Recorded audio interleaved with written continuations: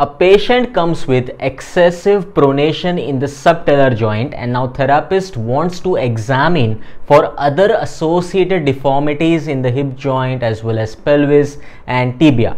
And now we need to find out what should be the correct answer from the given options over here.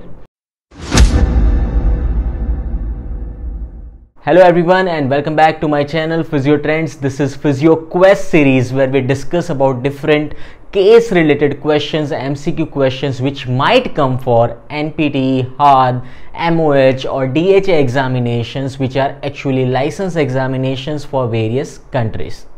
Alright, let's get back to this question. So question already I told you, and the option given over here are: option A says that tibia as well as femoral external rotation, and pelvis goes for internal rotation.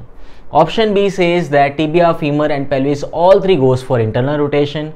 Option C says that tibia, femur and pelvis all goes for external rotation, and option D says that tibia, femur goes for internal rotation and pelvis goes for external rotation. Now when I asked this question last week, many of you have answered option C on option D.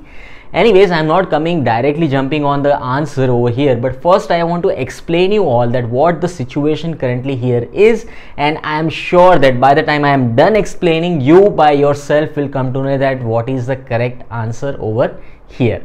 Okay, so let's first understand the situation over here. We have seen in question it is written that excessive subtalar pronation, and that too in standing position. Now what exactly happens when subtalar pronation is there? We have learned that in ankle biomechanics something called a supination twist, pronation twist. Now I'm not going to discuss about what happens in the forefoot, but let's say when subtalar goes for excessive pronation, your tibia automatically rotates internally, and because of that we will also see that hip is going for internal rotation. And both this component, as they are going for internal rotation, we will see that pelvis, that side of pelvis also tilts anteriorly and also rotates anteriorly. Yes, my dear friends, that is what happens when it comes to standing position.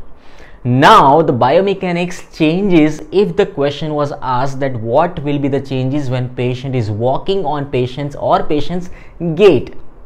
Why? Because in biomechanics we have learned that when flexion extension takes place in the knee joint with excessive pronation of the foot, especially when the loading response is there during the gait cycle, that time because of flexion and extension taking place, there is opposite rotation taking place over the tibia and femoral component.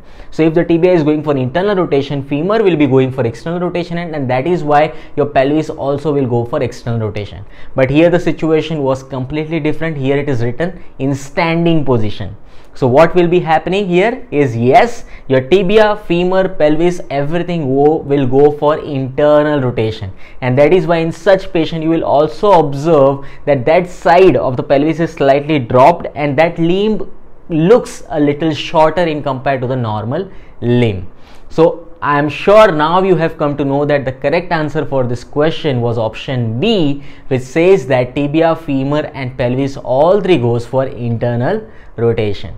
Now after this explanation, if you still have any doubts, do let me know in the comment section, and if you like this explanation as well as you like this Physioquest series, keep sharing it with your friends and physios and keep supporting Physiotrendz.